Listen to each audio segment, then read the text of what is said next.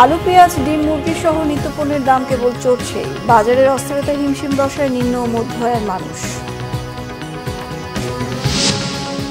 দুর্নীতিবাজের লিস্টে বিএনপি নেতাদের নামই আগে থাকবে, মন্তব্য ওবায়দুল কাদেরের। তারেক রহমানকে আনার ক্ষমতা সরকারের নেই, বলেছেন গয়েশ্বর। দেখছিলেন বিআরবি কেবল সংবাদ শিরোনাম, এবার বিস্তারিত সংবাদ। আবারও অস্থির পেঁয়াজের বাজার। এক সপ্তাহের ব্যবধানে কেজিতে 20 টাকা বেড়ে বিক্রি হচ্ছে 75 থেকে 80 টাকায়। পর্যাপ্ত সরবরাহ থাকলেও অস্থিরতা কমেনি আলুর বাজারে। ভরা মৌসুমে সর্বোচ্চ 30 টাকা কেজি হবার কথা থাকলেও বিক্রি হচ্ছে 52 থেকে 55 টাকায়। সরবরাহের কোনো ঘাটতি না থাকলেও গেল সপ্তাহের তুলনায় মাছের দাম চড়েছে। প্রায় প্রতিটি মাছের দাম বেড়েছে কেজিতে 50 টাকা থেকে 200 টাকা পর্যন্ত। মাংস, মুরগি, ডিম সহ সব পণ্যই কিনতে হচ্ছে আগের মতো বেশি দামে। ডিমের ডজন বিক্রি হচ্ছে 150 টাকায়, ব্রয়লার 210 টাকা, সোনালী 350 আর দেশি মুরগি বিক্রি হচ্ছে 680 টাকা দরে। তবে পর্যাপ্ত সরবরাহ থাকায় কিছুটা স্বস্তি আছে সবজির দামে। প্রায় প্রতিটি নিত্যপণ্যের দাম বেশি, তাই ছুটির দিনে বাজারে এসে বিপাকে নিম্ন ও মধ্য আয়ের মানুষ।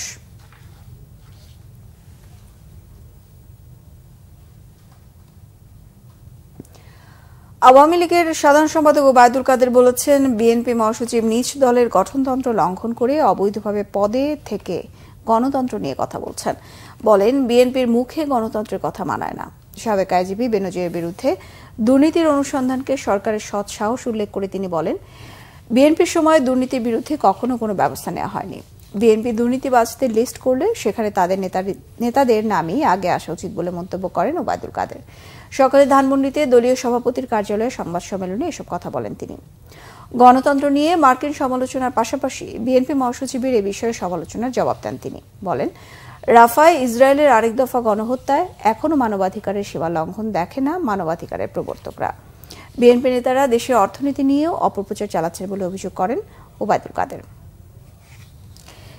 বিএনপির ভারপ্রাপ্ত চেয়ারম্যান তারেক রহমানকে দেশে ফিরিয়ে আনার ক্ষমতা নেই সরকারের, মন্তব্য করেছেন দলটির স্থায়ী কমিটির সদস্য গয়েশ্বর চন্দ্র রায়। সকালে নয়াপল্টনে বিএনপির কেন্দ্রীয় কার্যালয়ে দলের প্রতিষ্ঠাতা প্রয়াত রাষ্ট্রপতি জিয়াউর রহমানের জাতীয়তাবাদী ছাত্রদলের আলোকচিত্র প্রদর্শনীতে তিনি এসব কথা বলেন। গয়েশ্বর রায় বলেন, তারেক রহমান যেদিন দেশে আসবেন সেদিন আওয়ামী লীগের যে কি অবস্থা হবে সরকারি দলের নেতাদের তা নিয়ে চিন্তা করা উচিত। তিনি বলেন, জিয়াউর রহমান সকল উত্তমের উত্তম এবং বিতর্কের ঊর্ধ্বে। আওয়ামী লীগের রণাঙ্গনে মুক্তিযোদ্ধা নেই। জিয়াউর রহমান রণাঙ্গনে থেকে নেতৃত্ব দিয়ে নিজে যুদ্ধ করেছেন। জিয়া পরিবারই দেশে গণতন্ত্র ফিরিয়ে এনেছে ও বারবার রক্ষা করেছে বলে দাবি করেন গয়েশ্বর চন্দ্র রায়। সাবেক পররাষ্ট্রমন্ত্রী ডক্টর এ কে আব্দুল মোমেন দাবি করেছেন, পররাষ্ট্র মন্ত্রণালয়কে না জানিয়ে পাসপোর্ট থেকে ইসরায়েলের নাম বাদ দেওয়া হয়।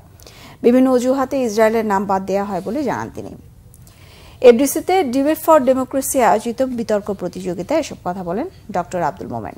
তিনি বলেন, এ ব্যাপারে পররাষ্ট্র মন্ত্রণালয় পরে জানানো হয়, পাসপোর্টে বৈশ্বিক স্ট্যান্ডার্ড রক্ষায় ইসরায়েলের নাম বাদ দেওয়া হয়েছে। এটা দুঃখজনক বলে মন্তব্য করেন তিনি। ফিলিস্তিনিদের অধিকার রক্ষায় মুসলিম বিশ্বকে ঐক্যবদ্ধ হওয়ার আহ্বান জানিয়ে তিনি বলেন, পশ্চিমা বিশ্বের উপর চাপ সৃষ্টির মধ্য দিয়ে ইসরায়েলি আগ্রাসন বন্ধ করতে হবে। কোনো কোনো দেশ বাংলাদেশের উপর খবরদারি করতে চায় জানিয়ে তিনি বলেন, মানবতার ফেরিওয়ালারা ফিলিস্তিনে ইসরায়েলি গণহত্যা বন্ধে তেমন কিছুই করছে না। বলেন, জনগণের ভোটে নির্বাচিত বলে প্রধানমন্ত্রী শেখ হাসিনা এ ব্যাপারে সোচ্চার। ডিবেট ফর ডেমোক্রেসির চেয়ারম্যান হাসান আহমেদ চৌধুরী কিরণ বলেন, সংকট সমাধানে বিশ্ব সম্প্রদায়কে 2 রাষ্ট্র প্রতিষ্ঠায় এগিয়ে আসতে হবে। স্বাস্থ্য খাতে অতি বাণিজ্যিকীকরণ জেঁকে বসেছে।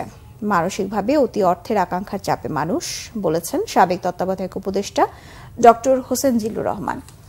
সকালে এক অনুষ্ঠানে তিনি কথা বলেন। রাজধানীর জাতীয় ক্রীড়া পরিষদে 19তম জাতীয় সাউল হার্ট ও লাইফস্টাইল সেমিনারের আয়োজন করে সাউল হার্ট সেন্টার। অনুষ্ঠানের প্রধান অতিথির বক্তব্যে সাবেক তত্ত্বাবধায়ক সরকারি উপদেষ্টা ডক্টর হোসেন জিল্লুর রহমান বলেন, মানুষের মধ্যে হাজার কোটি টাকা উপার্জনের আকাঙ্ক্ষা মানসিকভাবে চেপে বসেছে। চিকিৎসা এবং প্রাত্যহিক জীবনচর্চা, এই 2 পদ্ধতিতে মানুষ সুস্থ থাকতে পারে। স্বাস্থ্যসম্মত জীবন দর্শন তুলে ধরতে হবে মানুষের সামনে, এমন মন্তব্য করেন হোসেন জিল্লুর রহমান। এই ছিল এখনকার মতো। পরের সংবাদ সন্ধ্যা 6টায়। 5টায় থাকছে নিউজ টপ 10, দেখার আমন্ত্রণ রইল।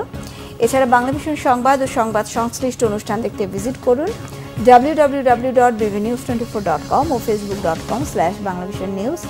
সাবস্ক্রাইব করুন youtube.com/বাংলাভিশন নিউজ। সঙ্গে থাকায় ধন্যবাদ সবাইকে।